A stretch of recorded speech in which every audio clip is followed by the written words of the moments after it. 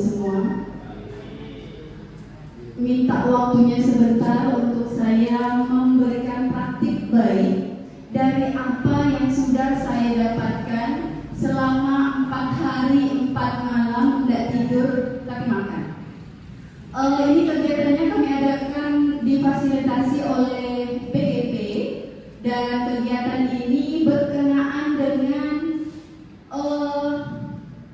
pelaksanaan guru wali. Nah, di dalam program ini ada beberapa hal yang menyangkut kepada program guru wali yang selama ini mungkin Bapak Ibu tanyakan, Bu, ngapain sih Bu guru wali itu Bu? Ada juga yang nanya, kita ngapain ya Pak kalau misalnya guru wali itu disuruh apa gitu. Nah, mungkin ini bisa menjadi sebuah petunjuk. Kalau misalnya untuk laporan kemarin sudah saya berikan semuanya ke Bapak Ibu beserta dengan nama-nama murid yang menjadi sasaran Bapak Ibu semua. Nah, kegiatan ini 7 jurus BK hebat. Ini adalah kegiatan yang bisa Bapak Ibu terapkan di dalam kelas, karena kami menganut sistemnya pakai ARKA, yaitu aktivitas, refleksi, konsep, dan aplikasi. Nah, untuk mempersingkat waktu, kita mau dengarkan dulu atau kita menyanyikan lagu bersama dulu berkenaan dengan 7 jurus BK hebat ini. Jadi 7 jurus BK hebat ini ada lagunya. Nanti saya akan putarkan saja di bagian pada saat Bapak Ibu mengerjakan aplikasinya nanti. Untuk sekarang kita menonton video dulu aja. Ya, jadi ada 2 jurus yang sudah saya bagikan ke peserta didik Bapak Ibu. Yang pertama itu adalah kenali potensi. Yang kedua adalah kelola emosi. Itu yang sudah saya bagikan terhadap siswa-siswi di kelas 8. Nah, tinggal 5 jurus yang belum saya bagikan karena memang dari PGP memintanya 2 jurus serta praktik baik untuk seluruh dewan guru di sekolah masing-masing. Dan PGP juga meminta satu sekolah itu minimal 15 guru. Alhamdulillahnya kita lebih lah, ya kan?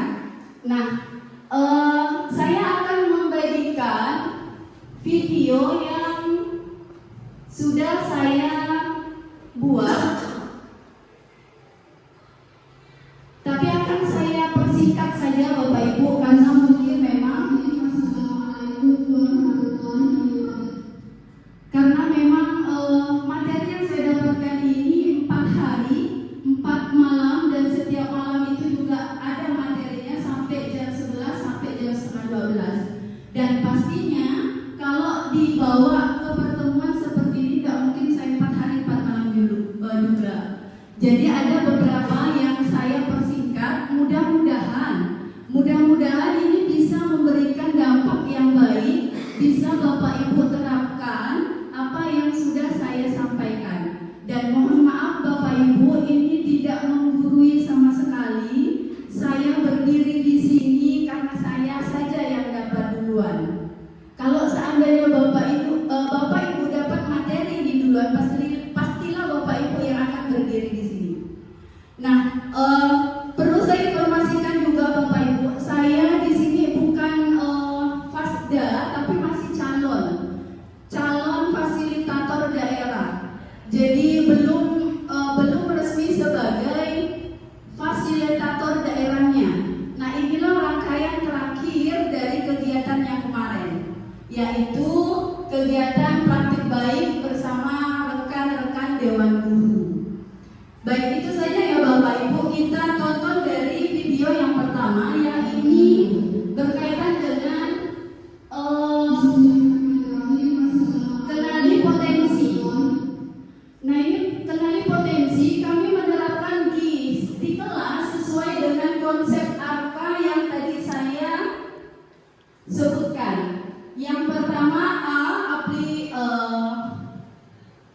aktivitas.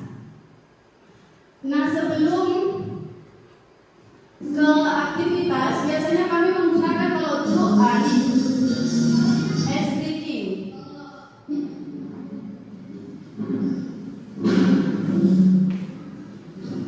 Nah, ini ice breakingnya adalah menyanyikan lagu 7 jurus Dekahela. Jadi kita waktu itu sama-sama di depan meja.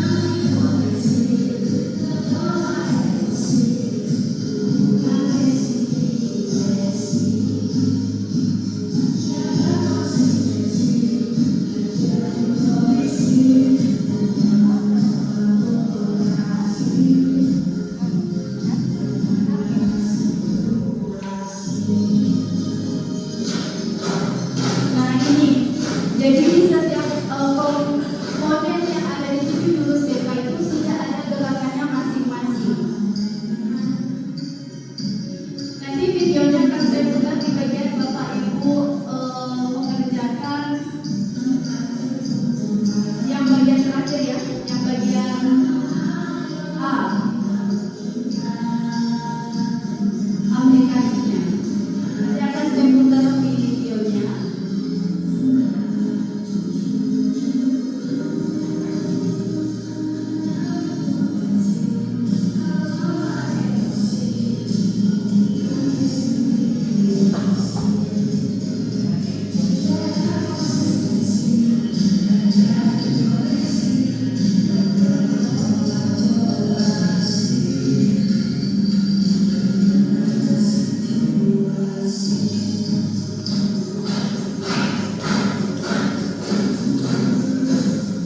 Oke, sampai situ videonya, baru kita mulai ke bagian aktivitas. Aktivitasnya apa? Aktivitasnya itu mereka perlu diingat Bapak Ibu, yang datang ke kita itu bukan mereka yang cuma hanya mau menyelesaikan masalah saja.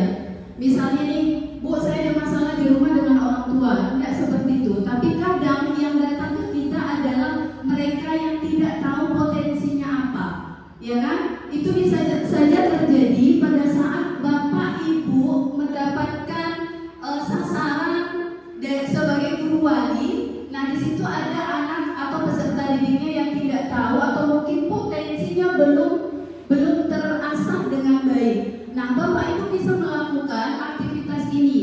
Aktivitas dengan tes gaya belajar dan tes majemuk atau kecerdasan. Nah, semuanya ada di Aku Pintar.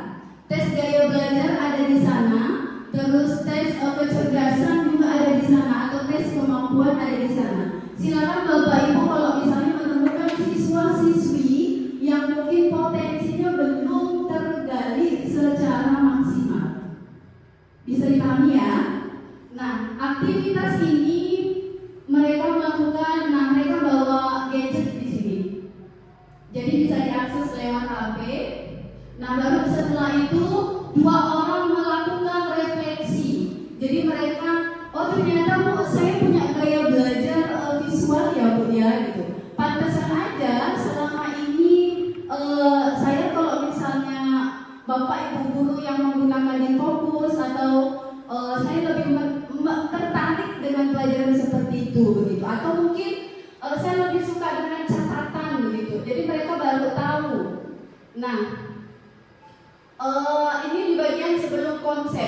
Nah, mereka ada menyampaikan apa ya namanya ya, refleksi dari apa yang sudah mereka lakukan. Baru setelah itu saya menjelaskan tentang konsepnya. Konsep itu adalah materi yang akan disampaikan, misalnya gaya belajar mulai dari visualnya apa, terus kinestetiknya apa, terus auditoriumnya apa. Nah, itu di bagian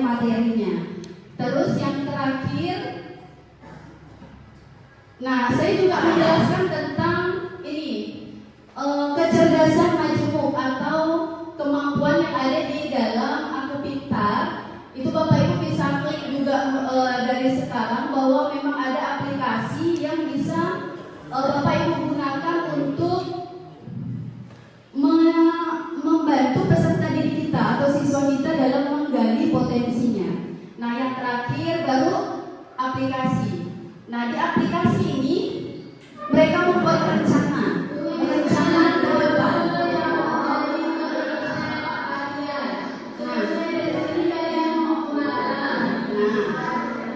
Selesai rencana ini, selesai dari sini mereka mau kemana? Itu bentuk aplikasi yang mungkin bisa menjadi sebuah rencana dari siswa kita. Baru setelah itu mereka menyampaikan di depan apa rencana mereka ke depannya. Nah, ini dia. Ini video pada saat pengaplikasian dari aplikasi yang akan mereka sampaikan. Mereka pengennya kemana?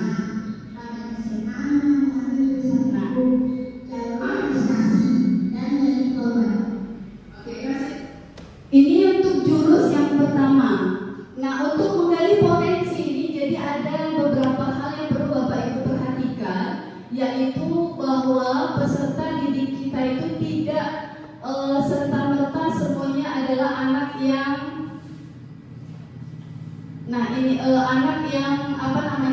punya baru ketemu bakatnya gitu atau belum ketemu bakatnya gitu. Nah, Bapak Ibu bisa menggunakan aplikasi ini untuk mencari apa potensi yang peserta didik kita butuhkan.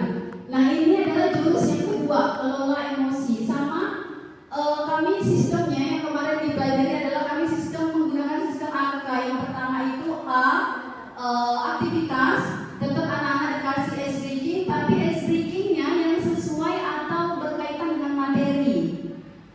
Itu ya.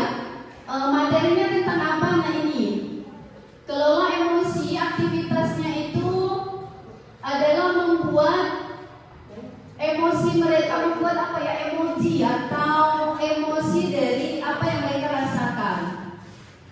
Nah, kami juga ada praktek tentang emosi. Jadi pada saat kertas itu, pada saat mereka marah, apakah kertas itu masih baik atau kertasnya kalau mereka pada saat mereka marah kertasnya menjadi lebih lecek begitu. Nah, ini sebuah aplikasi. Jadi kalau di dalam ARKA aktivitasnya itu adalah ice breaking yang berkaitan dengan materi. Itu ARKA. Nah, ini mereka merasa senang, sedih, marah. Nah, mereka buat emojinya, yang ini emoji. Mereka berada di mana? Nah, setelah itu sama seperti yang video yang pertama, mereka merefleksi kira-kira kenapa mereka sedih, kenapa mereka senang. Nah, mereka diminta untuk menyampaikan. Nah, ini yang terakhir. Nah, ini di bagian konsep. Di bagian konsepnya saya menjelaskan tentang bagaimana akibat dari kalau kita tidak bisa mengontrol emosi. Terus bagaimana strategi yang baik untuk bisa mengontrol emosi itu. Itu ya, ini baru telah video. Baru yang terakhir mereka diminta untuk membuat strategi mengelola emosi mereka sendiri. Jadi pada saat mereka marah, mereka harusnya apa? Ada yang bilang kalau saya lagi marah, saya baiknya biasanya buat tarik nafas dalam-dalam dan hembuskan. Itu saya lakukan berulang kali. Atau kalau saya marah, Bu, biasanya saya menggenggam tangan saya, katanya begitu. Nah, itu bentuk aplikasi dari apa yang mereka sampaikan. Nah, ini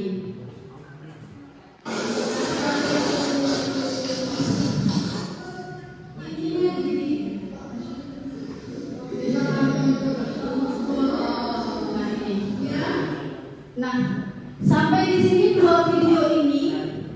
Kalau tadi itu sebuah aktivitas, maka saat ini saya ingin R-nya yaitu merefleksi. Bagaimana ARKA ini bisa juga Bapak Ibu terapkan di dalam pembelajaran nanti. Misalnya nih Bapak Ibu mau menyampaikan tentang materi apa, siapkan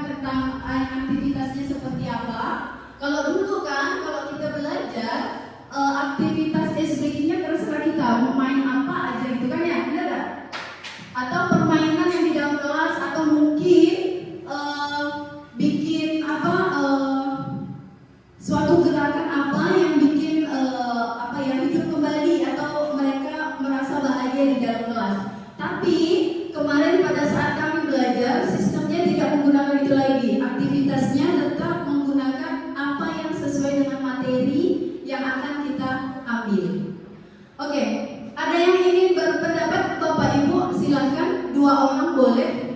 Bagaimana tentang video ini? Saya berikan kesempatan kita merefleksi dulu. Apakah yang saya sampaikan ini pernahkah Bapak Ibu terapkan di kelas atau tidak begitu?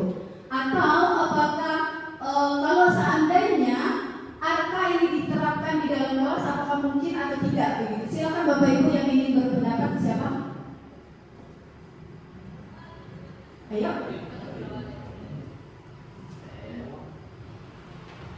Siapa? Pak Yayat. Oke. Kita kasih ke sini. Silakan, monggo Pak.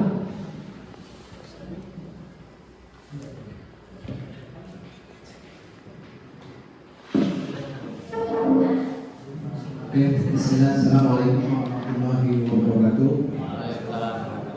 Ya, berkaitan tadi ada 2 jurus yang sudah disampaikan oleh Bu Ani. Yang pertama itu berkaitan dengan dari potensi.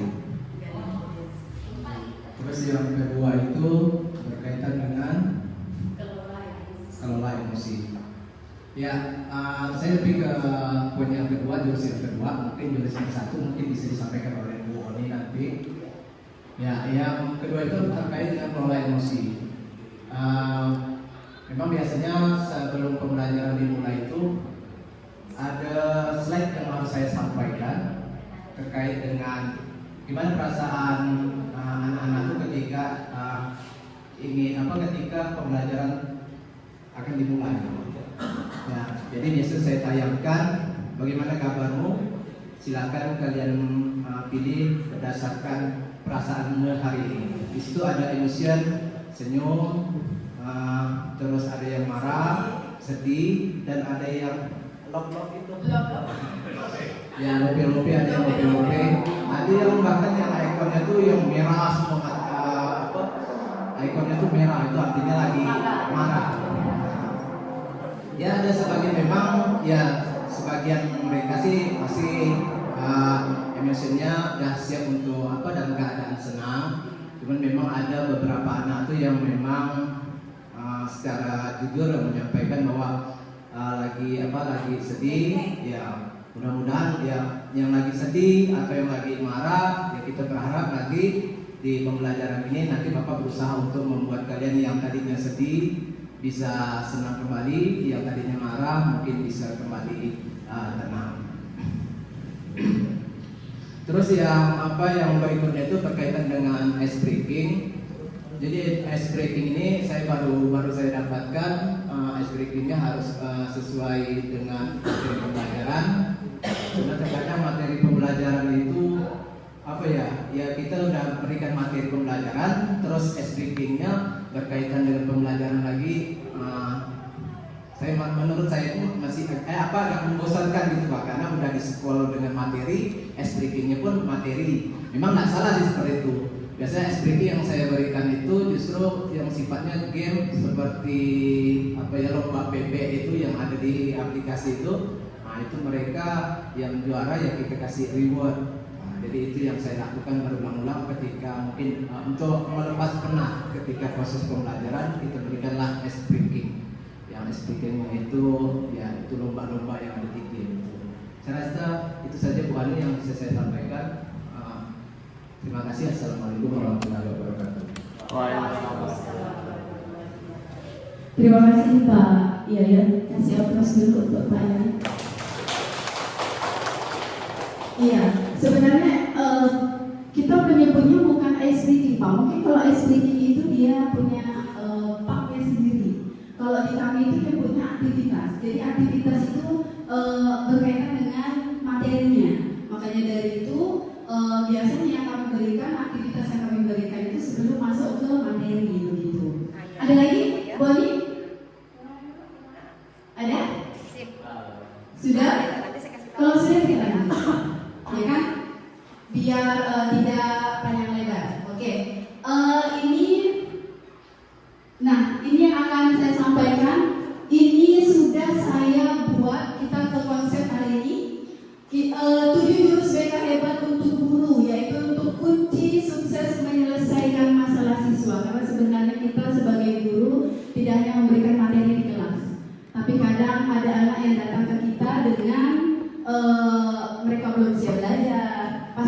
dengan yang tadi Pak Yayan bilang pasti akan ditanya dulu. Makanya mereka diminta untuk memberikan emosi apa gitu yang sedang mereka alami, kan begitu. Nah, ini presentasi ini akan memandu para guru untuk memahami dan menerapkan 7 jurus BK yang ampuh untuk membantu siswa mengatasi berbagai tantangan baik akademik maupun personal. Ini ya. Kita lanjut. Mengapa BK itu penting bagi guru? Iya, kadang yang bukan guru BK pun sebenarnya handal dalam menyelesaikan masalah siswanya. Hanya saja dia bukan background pendidikannya bukan dari guru BK, itu aja. Sebagai pendidik, peran kita tidak hanya terbatas pada transfer ilmu, tapi kita adalah pembimbing, kita juga fasilitator, kita juga terkadang penolong, jadi dokter juga iya. Benar nggak? Enggak, salah. Oh salah ya. Karena biasanya kalau pasien Mbak, Pak saya demam, pasti pasien kasih paracetamol. Kalau enggak biasanya Bu Hari yang kasih. Itu perawat tadi. Perawat ya, bukan dokter ya. Oke.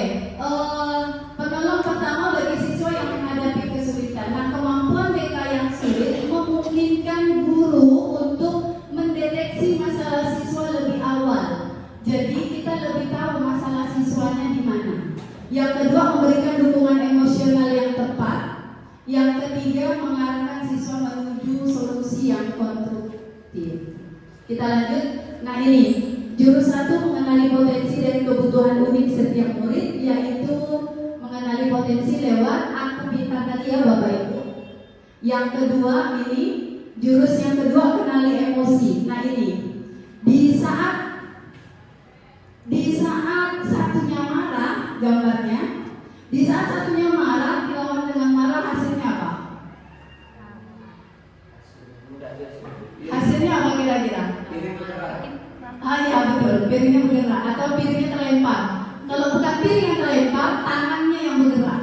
Biasanya begitu, ya kan? Nah ini sama dengan suatu studi yang mengatakan P plus R sama dengan O. Jadi pada saat suatu peristiwa ditambah respon itu sama dengan output. Jadi pada saat peristiwa agar outputnya itu O positif, maka kita harus memastikan respon kita positif dulu. Maka di gambar itu ada satunya marah, maka hasilnya tangan yang melayang atau bisa jadi piring yang melayang. Nah sebenarnya untuk hasilnya ini tergantung dari kita. Kalau misalnya peristiwanya itu peristiwanya negatif, maka kita responnya harus positif agar outputnya baik. Bukan peristiwanya itu marah, habis itu responnya marah, maka hasilnya akan piring yang melayang atau tangan yang melayang. Nah, untuk on itu positif, maka responnya yang harus kita ubah. Ini tiba-tiba anak-anak datang ke kita dengan, atau mungkin anak yang datang ke kita dengan penuh masalah, ya kan?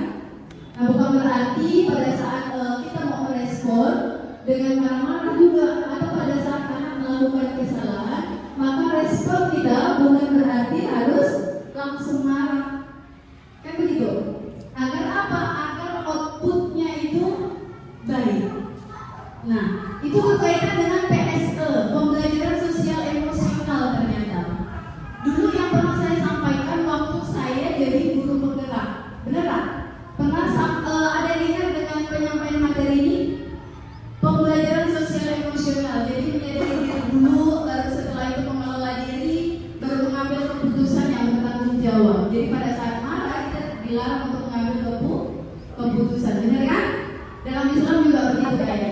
Terus terampil berrelasi dan peduli sosial. Ini pernah saya sampaikan waktu saya jadi guru penggerak. Kita lanjut.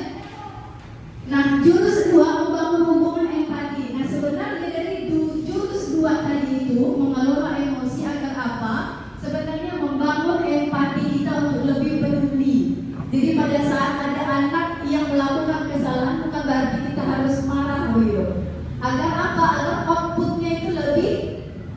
baik. Nah, caranya kalau kita lihat dari gambar, pada saat ada anak yang curhat dengan temennya gitu kan, dengarkan dengan aktif, terus validasi perasaan, jaga kerahasiaan. Nah, ini juga penting. Untuk membangun empati dan kepercayaan, kita harus bisa mendengarkan secara aktif dari apa yang dibicarakan. Yang kedua, validasi perasaan, pahami perasaannya. Yang terakhir adalah jaga kerahasiaan. Kalau di dalam nikah itu kita punya azas, namanya azas kerahasiaan. Nah, ini yang akan dibangun juga di sini. Yang jurus ketiga, menumbuhkan resiliensi siswa atau menumbuhkan resiliensi. Apa itu resiliensi? Apa? Apa resiliensi? Apa itu? Resiliensi adalah kemampuan untuk bangkit kembali setelah mengalami kesulitan daya atau kesulitan daya. Setelah mengalami kesulitan. Nah, ini biasa juga disebut daya lenting. Jadi dia bisa bangkit lagi pada saat anak itu terpuruk. Bagaimana kita bisa membangun kepercayaannya kembali untuk bisa bangkit kembali. Nah, mengajarkan siswa untuk mengembangkan mental yang kuat ini sangat penting untuk kesuksesan jangka panjang. Nah, salah satunya adalah ajarkan keterampilan memecahkan masalah. Bagaimana caranya? Nah, lihat yang di sebelahnya. Yang ada gambar apa itu Bapak Ibu? Gambar apa? Iya, gambar burger. Jadi pada saat ada siswa kita yang datang ke kita mungkin membawa masalah atau sedang apa gitu. Nah, diawali diapresiasi dulu. Jangan langsung diomel atau mungkin dimarahin dulu, ya. Diapresiasi dulu di bagian hal yang mungkin dia lakukan baik. Yang kedua, di tengahnya baru dikoreksi. Ini penting. Di saat kita mengalami emosi yang sangat yang bergejolak karena melihat anak melakukan kesalahan, nah langsung kita berikan memberikan koreksi.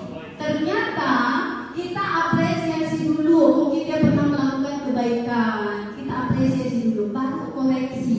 Baru setelah itu diakhiri apresiasi kembali. Begitu. Jadi jangan langsung maklek gitu kan, langsung kena nanti langsung down dianya. Nah, ini. Terus yang kedua, promosikan pola pikir bertumpu atau growth mindset. Jadi ajarkan siswa untuk bisa berpikir lebih baik, gitu ya. Terus yang terakhir adalah dorong self care. Nah, ini tidak perlu lagi dijelaskan, Bapak Ibu pasti sudah paham ini. Yang keempat, menjaga konsistensi. Biasanya guru wali itu kalau ada waktu baru ke bimbingan anak, benar nggak? Atau nunggu ada waktu yang tepat baru bimbingan? Kalau bisa tetapkan memang setiap jam berapa Bapak Ibu buat jadwal untuk guru wali. Misalnya 1 minggu sekali kah? Ya kan? Misalnya di hari Jumat kah? Ya. Nah, untuk siswa tunjukkan kita sebagai inspirator, bukan motivator. Ini penting. Nah, Bapak Ibu bisa lihat motivasi atau kendali dari luar dan inspirator dari kesadaran internal. Nah, ini konsistensi adalah fondasi dari setiap hubungan yang sehat, termasuk antara guru dan siswa. Jadi konsisten. Jadi mulai dan sekarang boleh Bapak Ibu tentukan kapan mau, kalau misalnya membuka bimbingan untuk guru walinya, untuk peserta didiknya. Boleh sudah direncanakan. ya, agar menjaga konsistensi tadi. Lanjut ke jurus 5, menjalin koneksi yang bermakna atau menjalin koneksi. Nah, ini juga penting. Di saat Bapak Ibu tidak bisa menyelesaikan suatu masalah, ingat, di sekolah Bapak Ibu tidak berdiri sendiri. Ada kepala sekolah, ada rekan, ada guru BK, ada wakasis. Jadi silakan untuk menjalin koneksi yang mana yang sesuai dengan masalah yang Bapak Ibu alami dan si anak. Begitu ya Bapak Ibu ya. Kita lanjut. Nah ini kita di apa tadi? Menjalin koneksi dengan cara keterampilan mendengarkan aktif. Ini kayaknya Bapak Ibu udah oke semuanya. Yang ini. Kalau yang ini pernah saya juga sampaikan waktu saya jadi guru penggerak, yaitu segitiga restitusi, iya nggak? Masih ingat nggak? Ya kan? Yang pertama itu menstabilkan identitas dulu. Jadi pada saat anak datang dengan membawa masalahnya, jangan langsung dinasihati mental Bapak Ibu. Kita stabilkan dulu identitasnya, baru setelah itu validasi tindakan yang salah, kasih tahu di mana salahnya. Baru yang terakhir menanyakan keyakinan atau peraturan yang sudah kita sepakati bersama, atau bisa juga peraturan-peraturan perundang-undangan atau peraturan di masyarakat atau di sekolah kita atau di kelas atau kesepakatan kelas. Kita lanjut. Nah, ini rumus untuk mendengarkan aktif. Dengar jam. Dengar jam. Jam, dengar jam. Iya, oke, jam, oke. Yang pertama, dedikasikan lebih perasaan dan jiwa saat pelayanan. Nah, ini juga penting. Jadi pada saat pelayanan, perasaan dan jiwa kita ya di situ, hadir di situ. Jangan melayang kemana-mana, kan begitu. Nah, jiwa kita ada di situ, tapi kita mikirin mau masuk ke kelas. Makanya dari itu, siapkan memang waktu terbaik untuk bimbingan ini. Jangan sampai meminta kita, saya ada jadwal di kelas. Ini pada saat anak nangis curhat ke kita, karena kita ada kelas, tidak mungkin ditinggal. Kan begitu. Makanya tetapkan memang waktu Bapak Ibu di saat tidak ada jam. Begitu ya? Yang persisnya pas di jam. Yang kedua. Oke, yang kedua, ekspresi diperlihatkan dengan baik. Jangan juga pada saat anak membawa masalah lalu kita juga pengen curhat. Bapak juga ada masalah nih nak, gitu. Atau ibu juga ada masalah, gimana dong? Dengan ekspresinya harus diperlihatkan bahwa kita mendengarkan dia, bahwa kita menerima dia dengan apa adanya. Yang ketiga, netralkan posisi. Nah Bapak Ibu, di dalam BK itu ada posisi yang dilarang sebenarnya. Tapi saya tidak akan menyebutkan posisi yang baik untuk bimbingan itu antara coach atau coach dan coachingnya. Kalau guru BK itu kan disebut konselor dan konselingnya. Tapi kalau Bapak Ibu guru disebutnya coach dan coaching. Jadi gurunya disebut coaching, yang siswanya coach. Salah kebalik. Yang gurunya disebut coach, yang siswanya terjadi hubungan itu namanya coaching, gitu. Nah, duduknya seperti ini, satunya di begini, yang ininya begini, membangun segitiga gitu.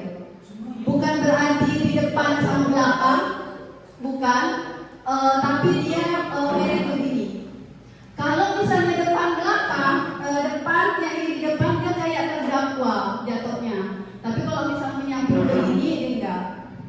Oke ya. Terus gangguan dihilangkan. Nah, biasanya yang paling sering pada saat bimbingan itu adalah HP, iya betul. HP. Aduh, di telepon. Iya benar. Maka dari itu, iya betul. Iya.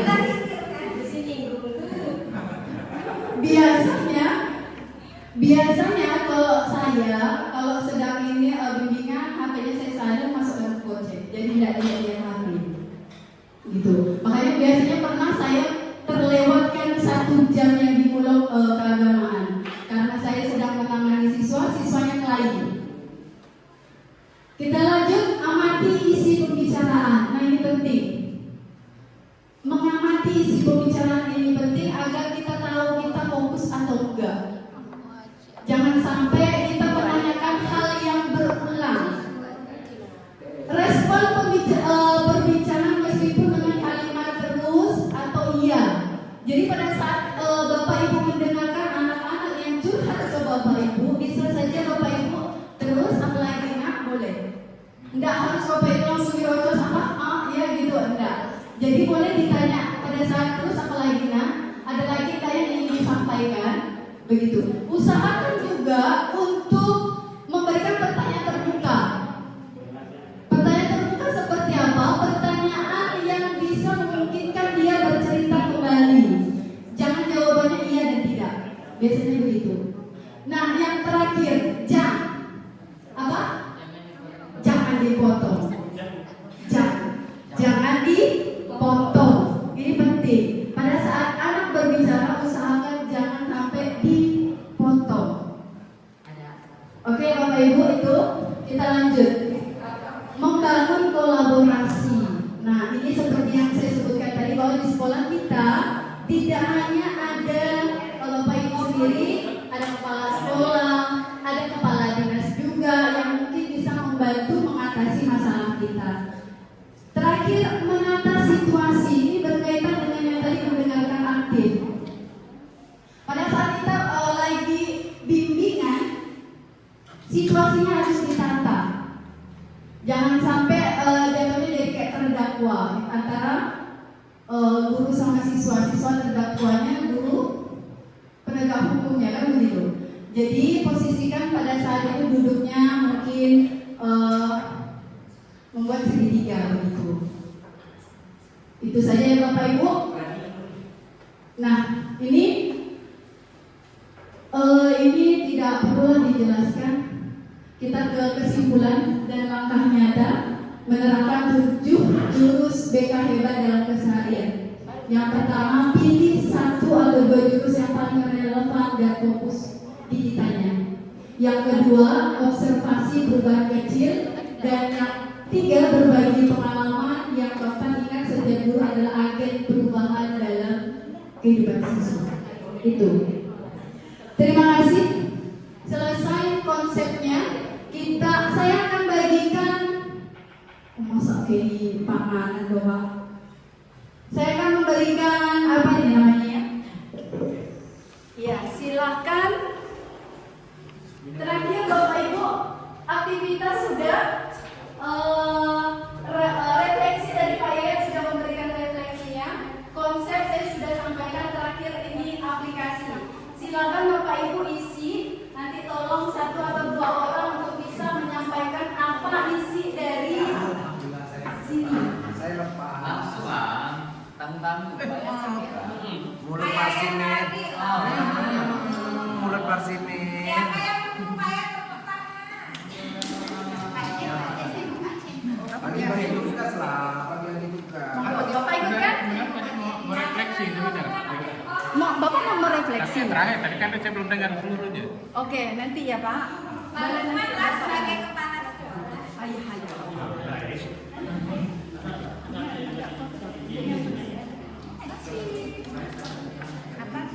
Sambil saya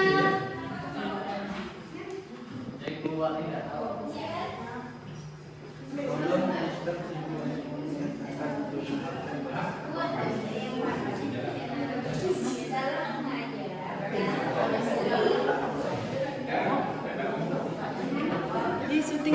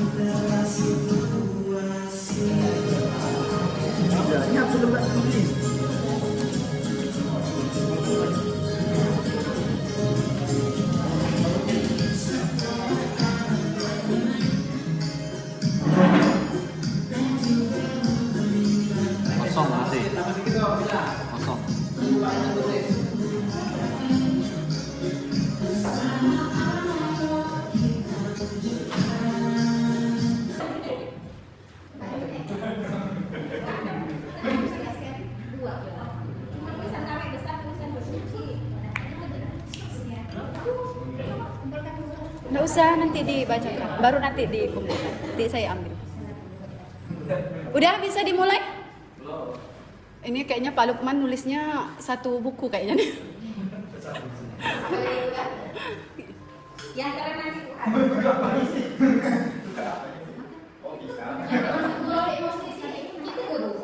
Iya sama Bu, dua-duanya. Dua-duanya. Kita sebagai guru juga harus bisa mengelola emosi. Ya kan? Iya, siswa juga bisa, kita bisa ngajarkan, bisa Bu, sama boleh aja kok. Iya, betul. Betul, mau ini kan pinter memang. ada 50.000 nih. Belum?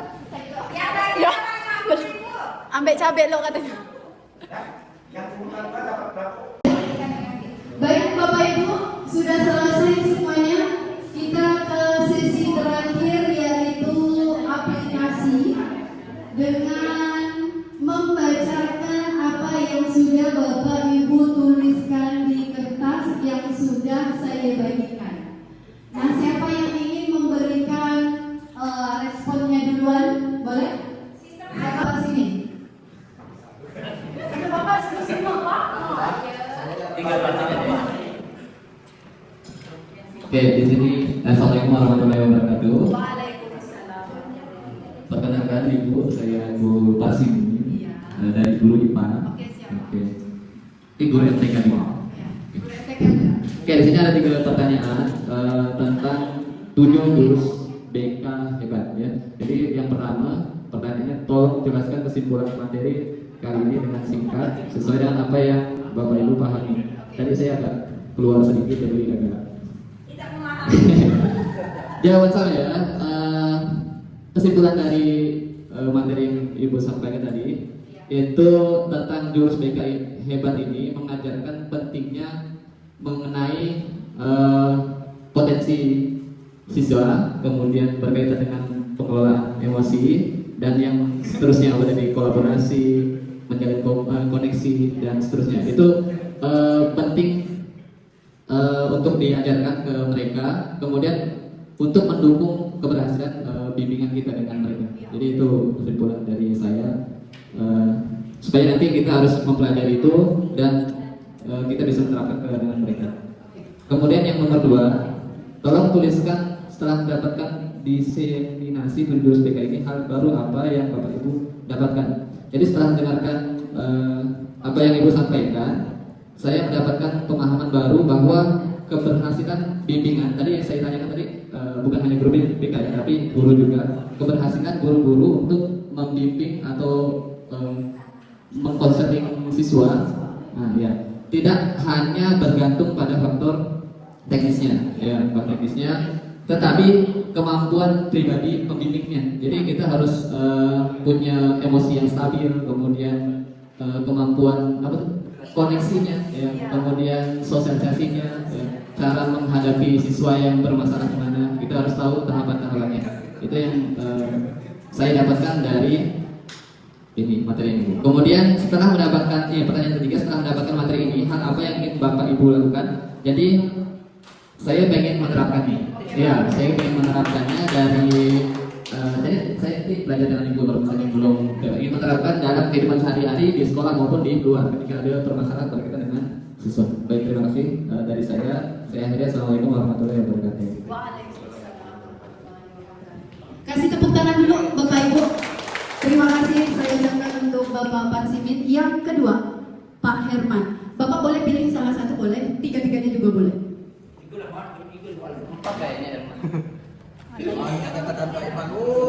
Ya, assalamualaikum warahmatullahi wabarakatuh. Saya Ibu ya. Oke, untuk jawaban nomor 1, kesimpulan dari materi ini agak panjang sedikit Bu ya. Dalam penyelesaian masalah yang dihadapi, terutama pada siswa, saya sebagai guru harus dapat memahami kondisi dan permasalahan yang siswa jelaskan. Tunjukkan sikap dan ekspresi yang baik agar siswa merasa diperhatikan. Kita sebagai guru jangan langsung menyalahkan atau memotong pembicaraan siswa. Kita dengar terlebih dahulu sampai selesai. Setelah itu baru kita memberikan nasihat dan solusi kepada siswa tersebut. Oke, itu jawaban nomor 2. Yang pertama, dapat menjalin hubungan dan kolaborasi baik dengan siswa. Untuk yang kedua, mendengarkan dengan baik permasalahan siswa pada saat ia menjelaskan. Untuk yang ketiga, mengelola emosi kita terlebih dahulu sebelum mengajar agar proses pembelajaran dapat berjalan dengan baik. Untuk yang keempat, kita dapat menjalin komunikasi yang baik kepada siswa tentang potensi apa yang belum mereka rasakan atau miliki. Oke, itu nomor 3. Setelah mendapat materi ini, hal apa yang ingin Bapak Ibu lakukan? Oke. Untuk yang pertama, menjalin komunikasi yang baik atau kolaborasi dengan peserta didik. Yang kedua, lebih mengelola emosi sebelum mengajar. Dan yang ketiga, memahami permasalahan siswa dan menyelesaikannya dengan baik. Oke, itu saja dapat saya sampaikan. Wassalamualaikum warahmatullahi wabarakatuh. Tepuk tangan Bapak Ibu. Terima kasih Pak Herman. Lagi Pak Agus, oke. Monggo.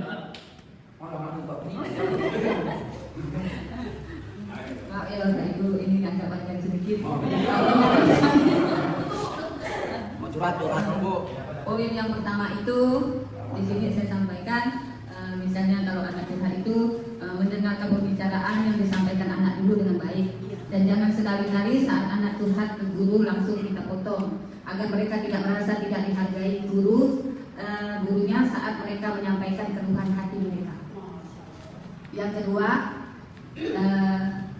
jurus dengar jam, jangan memotong pembicaraan siswa saat curhat dengan gurunya. Yang ketiga, menerapkan dalam ketika kita menghadapi problema yang anak-anak didik kita sampaikan kepada guru, agar ada penyelesaian setiap masalah yang kita hadapi bersama dengan solusi yang baik bagi semua.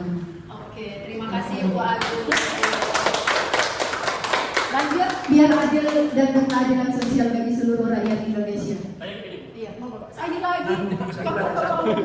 Satu lagi. Satu ya. Assalamualaikum warahmatullahi wabarakatuh.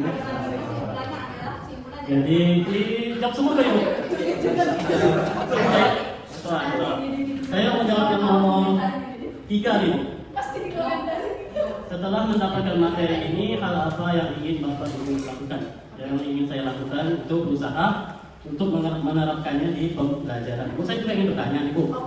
Ibu kan yang menerapkan jurus BK hebat. Nah, jadi tantangan apa yang Ibu hadapi ketika menerapkan jurus ini di kelas? Jadi ketika kami menerapkan. Oke. Terima kasih. Sama-sama. Tepuk tangan. Oke, tepuk tangan untuk Pak Ibu dan terima kasih juga sudah bertanya. Tantangan apa saja? Oke. Selama saya membuat dan memberikan dua jurus ke peserta didik ya, dua ya. Yang pertama itu adalah mengelola emosi, yang kedua itu adalah latih potensi. Rata-rata mereka sangat menyukai. Sebab apa? Saya mengawali dengan aktivitas terlebih dahulu. Jadi mereka main dulu, mereka main dengan gadgetnya dulu, baru setelah itu mereka berbicara atau merefleksi apa yang sudah mereka lakukan barusan. Baru setelah itu saya berikan materi. Nah, baru setelah itu terakhir aplikasi hal apa yang ingin anak-anak dapatkan setelah materi itu selesai gitu, atau kedepannya mereka pengennya ngapain. Itu. Terima kasih Pak. Lanjut kita ke Pak Dhani. Biar berkeadilan sosial bagi seluruh rakyat.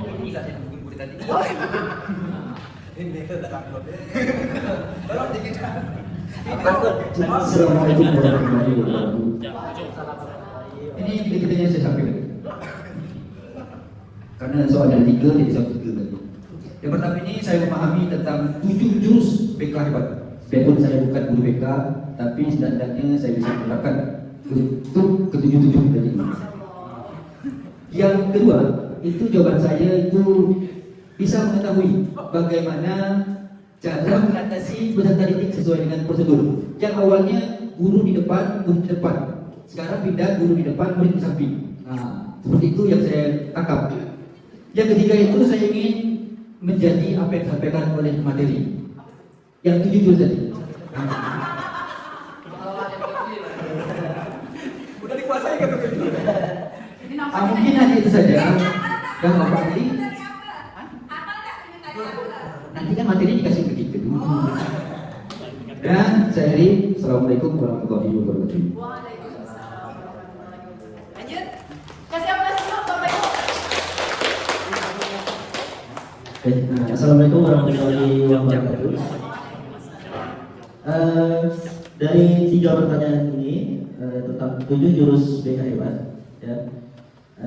Ada 3 pertanyaan dari pemateri. Saya ingin menjawab 1 pertanyaan saja. Ya. Pertanyaan yang pertama itu tolong tuliskan kesimpulan materi kali ini dengan singkat. Dengan singkat ya, sesuai dengan apa yang Bapak Ibu paham. Oke. Saya sudah memahami. Oke, pertamanya bilang saya sudah alhamdulillah sudah memahami. Oke. Oke, ya, inti dari kesimpulan. Inti dari program 7 jurus BK hebat ini adalah 7 langkah praktis yang berfokus pada perkembangan murid secara umum, baik itu berfokus pada akademik, emosional, sosial, serta penciptaan lingkungan sekolah yang aman, nyaman dan menggembirakan. Baik, itu saja. Saya akhiri. Wassalamualaikum warahmatullahi wabarakatuh. Saya hanya 1 jawaban. Silakan Pak Satin. Tiga udah diwakili saya. Assalamualaikum warahmatullahi wabarakatuh. Saya hanya ingin menjawab di soal nomor 2 saja. Itu tolong tuliskan setelah mendapatkan diseminasi 7 jurus BK ini, hal baru apa yang Bapak Ibu dapatkan? Setelah saya menyimak dari pemateri tadi, anggap saja menyimak pemahaman. Jadi saya mendapat pemahaman baru bahwa untuk siswa yang bermasalah itu berbagai bentuk pendekatan. Ada 7 pendekatan dan keterampilan praktik secara praktis dalam membimbing siswa yang bermasalah secara berkelanjutan. Itu saja. Terima kasih. Oke, terima kasih Pak. Lanjut. Oke, Pak Kasis, monggo. Ini yang tak lama. Dia lama ya. Masih sulinjar kita nih. Oke, selamat siang semua. Untuk 7 jurus BK hebat itu yang saya dapatkan adalah kita dapat membangun secara psikologi peserta didik, secara mental, dan bisa memberikan solusi kepada mereka untuk menyelesaikan masalah yang mereka hadapi dengan cara saling membangun emosional. Nah, terus hal baru yang saya dapatkan adalah cara penanganan masalah dan menggali potensi yang ada pada peserta didik. Terus yang ingin saya lakukan, menerapkan cara baru dalam menangani dan menyelesaikan masalah peserta didik. Itu aja, sekian dari saya. Terima kasih. Selamat siang.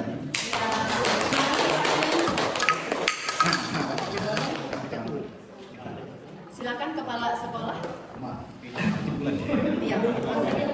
Semua aja. Hiduplah Indonesia Raya.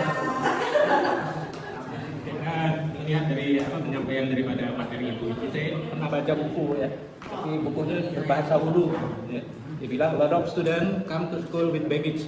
Ya. Bahasa Hulu nggak ada.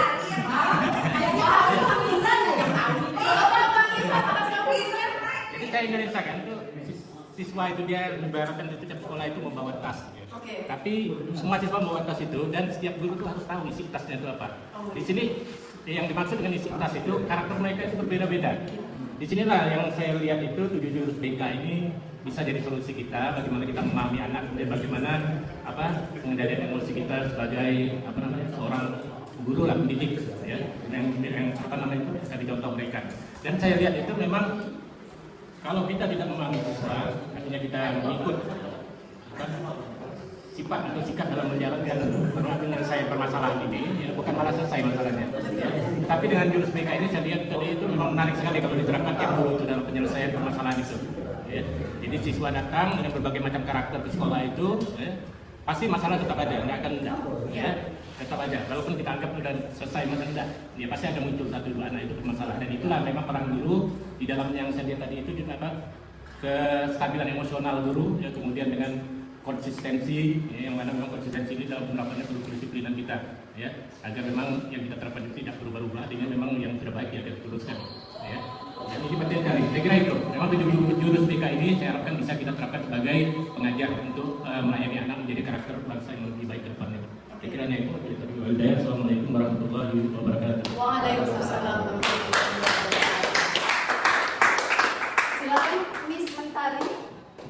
Baik, selamat siang kita semua. Jadi melalui diseminasi 7 jurus BK ini yang saya dapatkan yaitu cara mengenali potensi peserta didik, kemudian membangun kolaborasi dan menjalin koneksi dengan baik, kemudian menata situasi dalam kegiatan pembelajaran menjadi lebih efektif dan efisien.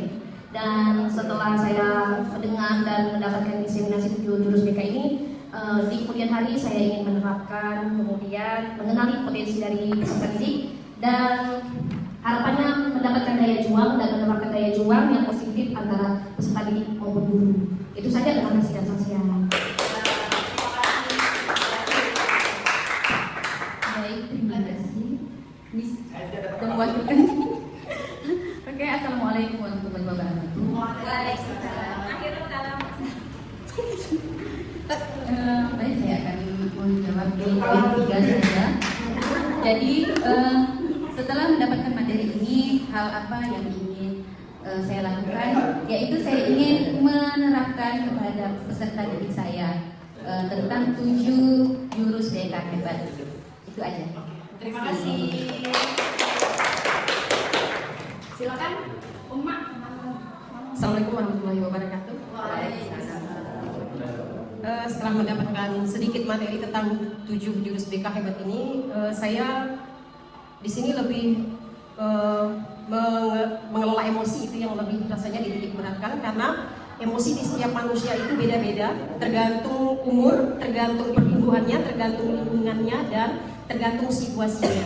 Jadi peserta didik ini yang pertama untuk mendapatkan pendidikan yang nyaman di sekolah itu salah satunya emosi atau masalah yang ada di mereka itu harus dikenali dulu. Kadang mereka membawa masalah ke sekolah, itu yang membuat terkadang mood mereka atau emosi mereka untuk menerima ilmu itu terjadi kendala. Jadi selain kita harus mengenali dulu seperti apa kondisi siswa tersebut datang, gurunya juga harus siap menerima setiap masalah yang datang di sekolah. Misalnya siswa terlambat, itu kan artinya mood untuk belajar sudah tidak ada. Itu salah satunya. Terus lagi mungkin permasalahan keluarga itu juga menyebabkan mood untuk siswa menerima ilmu itu kan juga kadang-kadang menjadi masalah. Nah disinilah kita kadang-kadang yang menjadi kendala itu kan kita tidak melihat itu semua, sehingga peserta didik tidak mendapatkan apa yang seharusnya mereka dapat di sekolah. Nah di sini mungkin kita, apalagi saya sebagai tenaga pendidik, itu memang merupakan satu ilmu yang didapat benar-benar bagaimana cara kita mentransfer ke siswa kita, dan kita juga seperti apa untuk pengelolaan emosi tersebut. Siswa antara kita dengan siswa itu mendapat satu chemistry untuk supaya apa yang kita mau itu tercapai di siswa kita. Jadi umur juga kita harus melihat, karena anak beda dengan remaja yang dewasa tingkat SMA. Sementara kita tingkat SMP ini kan siswa itu transisi antara anak-anak dengan remaja itu terjadi hal-hal baru yang mereka temukan. Nah itu juga menjadi kendala. Mudah-mudahan di pertemuan ini kita bisa mendapatkan hal yang lebih mengedepankan supaya kita bisa mengendalikan seluruh emosi kita untuk menghadapi anak yang dengan kondisi yang berbeda-beda. Itu saja. Terima kasih.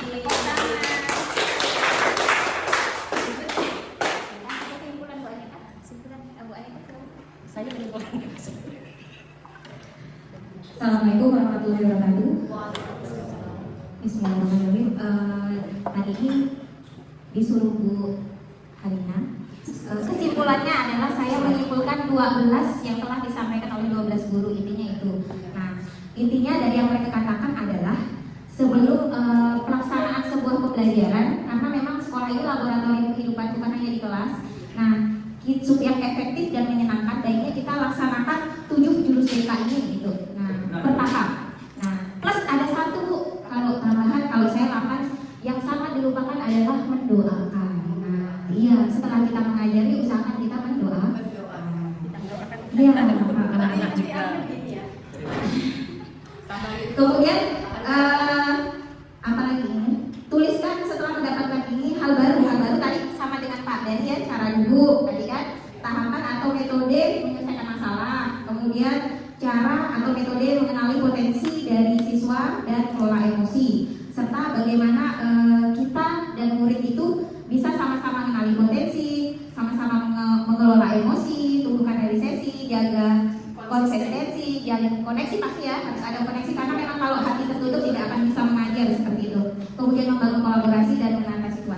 terakhir, apa yang ingin saya laksanakan?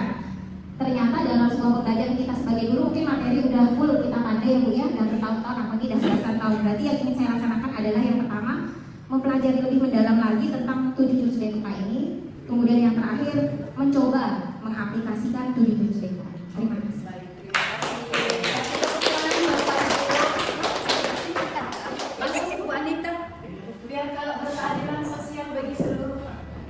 Assalamualaikum warahmatullahi wabarakatuh. Jadi saya menanggapi apa yang kami sampaikan pemateri kita yaitu Ibu Siti Harina. Sebelumnya saya ucapkan terima kasih Ibu Siti Harina karena telah memberikan ilmu baru bagi kami. Untuk soal yang nomor 1, kalau tuliskan kesimpulan materi kali ini dengan sebenarnya sesuai dengan apa yang Bapak Ibu. Jadi menurut saya, ketika dihadapkan dalam situasi ya, ini bukan hanya masalah proses pembelajaran, tetapi dalam masalah yang dihadapi mahasiswa, tidak hanya dalam pembelajaran, kita harus mengenali potensi peserta didik. Jadi harus mengenali apa yang ada di dalam dirinya, kemudian bagaimana cara mengelola emosi mereka, dan itu sebagai tahap awal untuk mengembangkan kemampuan siswa. Jadi dikenali dari 2 langkah itu dulu, barulah ke tahap selanjutnya. Untuk yang nomor 2, tolong tuliskan setelah mendapatkan diseminasi 7 jurus BK ini, hal baru apa yang Bapak Ibu dapatkan? Nah, hal baru yang saya dapatkan sesuai dengan apa yang telah teman-teman sampaikan sebelumnya, bagaimana mengatasi suatu hal, walaupun itu bukan di luar jam pembelajaran, kita juga bisa memberikan bimbingan dan membantu siswa dalam menemukan solusi. Dan itu tadi tidak terlepas dari proses pembelajaran. Ya. Dan ini juga berlaku untuk para guru. Dan yang ketiga, setelah mendapatkan materi ini, hal yang dapat saya dapatkan yaitu bagaimana mempelajari yang lebih dalam, mohon bimbingan Ibu Siti Harina, dan cara menerapkan 7 jurus BK hebat ini. Terima kasih. Tepuk tangan. Kasih tepuk tangan dulu semuanya Bapak Ibu. Oke, nanti saya jawab semuanya. Oke, terima kasih Bapak Ibu untuk memberikan waktunya, dan alhamdulillah semuanya berkesempatan untuk membacakan apa yang sudah Bapak Ibu tuliskan, dan saya memberikan kesimpulan bahwa Bapak Ibu semuanya telah memahami apa yang saya sampaikan hari ini. Alhamdulillah, saya bersyukur dan saya merasa bangga dan saya merasa senang karena Bapak Ibu bisa menerima hal yang baru ini dengan baik. Nah, benar apa yang disampaikan oleh Bu Anita bahwa hal pertama yang harus kita kenali dari peserta didik kita adalah itu potensinya dulu. Potensinya, baru setelah itu ajarkan mereka bagaimana mengelola emosi, karena itu memang suatu hal yang paling penting. Dan untuk menyelesaikan suatu masalah, Bapak Ibu bisa ke jurus yang nomor 5 dan 6. Itu jurus untuk menyelesaikan masalah peserta didik. Bagaimana Bapak Ibu bisa menumbuhkan resiliensi pada peserta didik.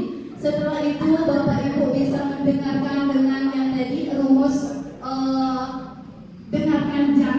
Nah itu, dan yang terakhir tentu Bapak Ibu harus menata situasi sedemikian rupa agar bimbingan yang mungkin Bapak Ibu lakukan berjalan dengan baik. Karena sesuatu hal yang mungkin terjadi antara anak tersebut yang akan dibicarakan dengan Bapak Ibu itu penting dan berkaitan juga dengan beberapa hal. Baik, silakan dikumpulkan kembali lembar jawabannya. Saya ucapkan terima kasih banyak atas partisipasi Bapak Ibu semuanya. Hanya itu yang bisa saya berikan, semoga ilmu yang sedikit ini bisa memberikan dan membuka wawasan kita tentang berbagai hal. Dan semoga Bapak Ibu bisa menerapkan apa yang sudah Bapak Ibu dapatkan hari ini. Terima kasih banyak Bapak Ibu atas waktu dan